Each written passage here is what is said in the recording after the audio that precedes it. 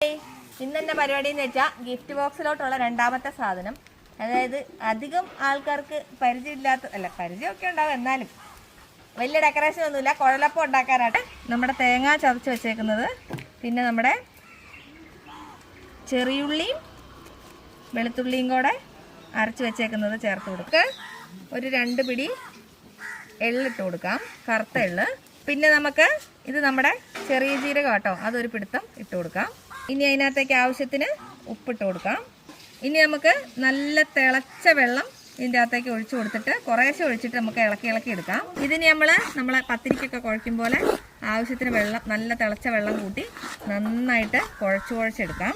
അപ്പോൾ നമ്മുടെ കുഴലപ്പത്തിൻ്റെ മാവ് കണ്ടോ, നല്ല സെറ്റായിട്ട് റെഡിയാക്കി കുഴച്ചെടുത്തിട്ടുണ്ട്. ഇനി കൂടുതൽ ഡെക്കറേഷൻ ഒന്നുമില്ല. ഇതിൽ നിന്ന് ഇങ്ങനെ എടുക്കുക, ഓരോരോ ഉണ്ടയായിട്ട് ഇങ്ങനെ ഉരുട്ടുക,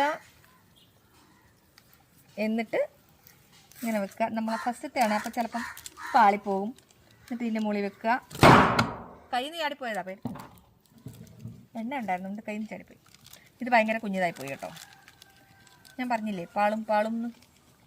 എന്നിട്ട് ഇങ്ങനെ ഇങ്ങോട്ട് എടുക്കാമെന്നാണ് ഞാൻ ഉദ്ദേശിച്ചത്, പക്ഷെ നടക്കുമോയെന്നറിയില്ല, നോക്കട്ടെ. കിട്ടി. എന്നിട്ട് ഇങ്ങനെ ഇങ്ങോട്ടാക്കുക കേട്ടോ. എന്നിട്ട് കാണുന്നുണ്ടോ? സെറ്റല്ലേ? ഇതേപോലെ നമുക്ക് മൊത്തം എണ്ണം റെഡിയാക്കി വെച്ചിട്ട് എണ്ണക്കകത്ത് വറുത്ത് പറഞ്ഞു. സിമ്പിൾ. നമ്മുടെ എല്ലാ കുഴലപ്പത്തിൻ്റെ സാധനങ്ങളും സെറ്റായിട്ടുണ്ട്. ഇനി നമുക്ക് വറുത്തങ്ങ് കോരാൻ.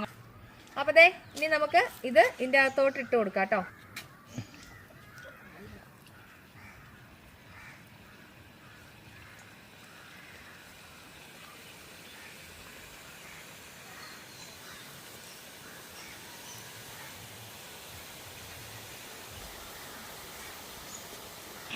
നമ്മുടെ ആദ്യത്തെ ബാച്ച് സെറ്റായത് കണ്ടോ, കുഴലപ്പം.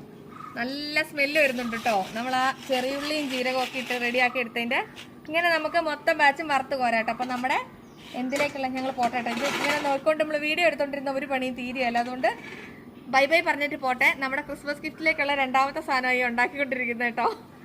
അപ്പം ബൈ.